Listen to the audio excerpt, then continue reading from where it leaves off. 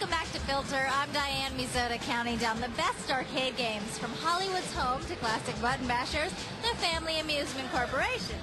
The rankings for Filter shows come directly from the responses you post on the G4 website. To make your vote count, log on to G4TV.com/filter and select the Filter Rater. Then choose a category, vote on a scale of 1 to 10, and we'll take care of the rest. While you're there, be sure to post your suggestions for topics and games you'd like to see covered in future episodes. Let's get back to the countdown now with the game at number 7. What do you get when you take Space Invaders and sprinkle in better technology and more excitement? Why, Galaga, of course!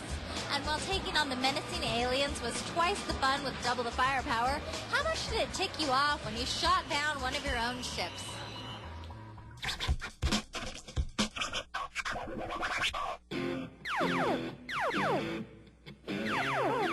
Galaga's the ultimate shooter, man. I mean, that's the arcade machine I think everybody wants to have in their home. Galaga was so cool because all these enemies would swarm in patterns, and you know, before that we'd only seen stupid invaders who just go bop, bop, bop, bop, bop, come down, you know, systematically.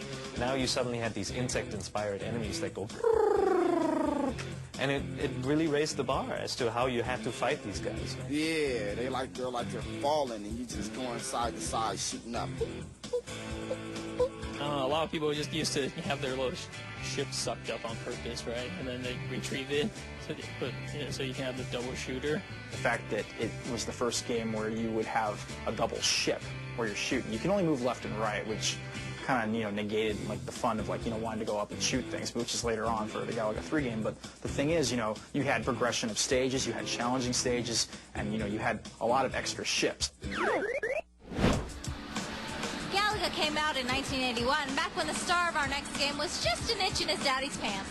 Of course, you didn't have to play as Bart in The Simpsons. You could play as Marge, Lisa, or Homer. But as enjoyable as it was to flatten the enemy with their beer gun, I'm sure the Springfield 5 status as cult icons didn't hurt when it came time to vote. The Simpsons finish up in 6th place.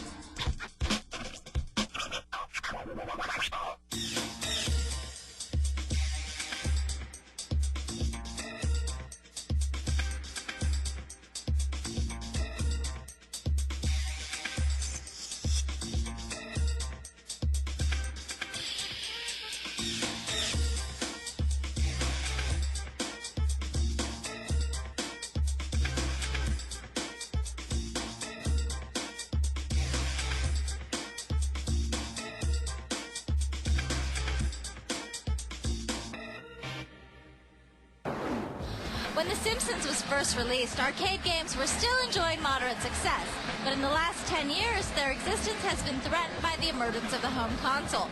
So we asked a few fans and experts, what do you think the future holds in store for the arcade game?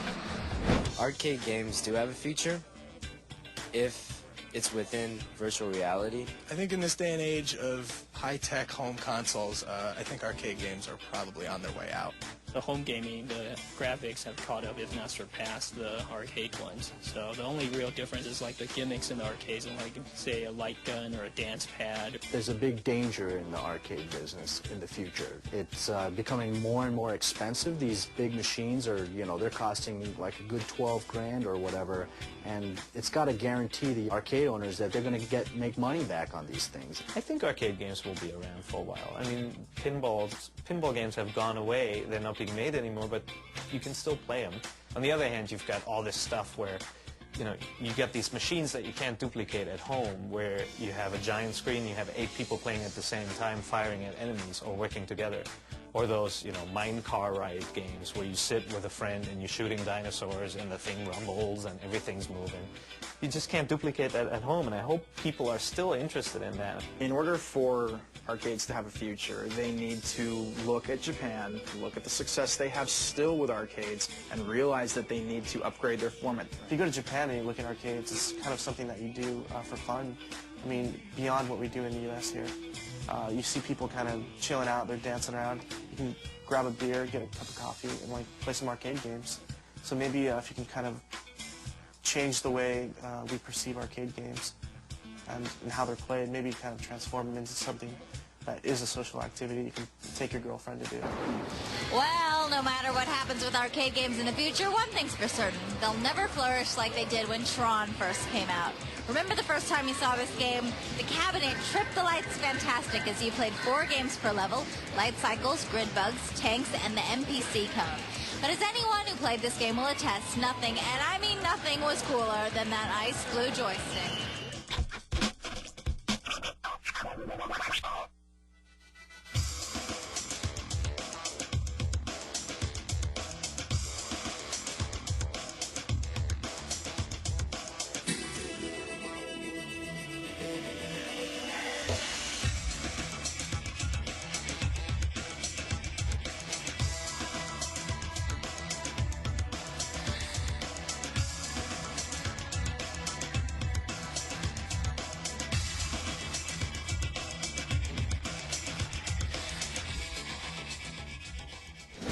Tron may have been cool, but it was a one-man show.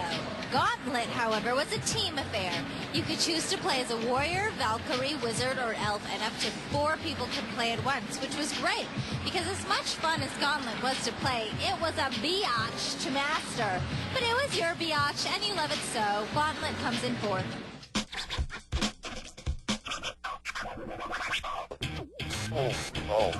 Gauntlet in the arcade was a lot of fun because you got to play with 4 people. I think that was the first arcade game I actually got addicted to. I don't know, just it was so huge that you could play it for days and days and just keep on seeing something new each time. I love Gauntlet because it was kind of role-playing mixed with fighting, and I liked the way you could choose to be a certain character class, the wizard or the sorceress. You had an elf, you had a Valkyrie. I mean, you wanted to play this game, you wanted to find out more about it, you wanted to open walls and keys, you'd have to open secret doors and treasure chests. I mean, it was great for its time, and it still is actually to this day. I wasted so much money on that sucker. Gauntlet was a perfect 4-player game. You had a big arcade cabinet with 4 joysticks and lots of buttons, and everybody was working together to get through it. And then, of course, it talked. Oh, that was a heroic effort. Sure, wielding an axe in Gauntlet was enough fun to land it in the top 10, but what about Golden Axe? We've got to take another quick break, but when we come back, we'll take a look at a few games that you felt should have made the list. Then we'll keep counting our way to the pole position. Does a little yellow fella munch his way to the top? Or do some rowdy street fighters beat him down? Stick around and find out when Filter returns.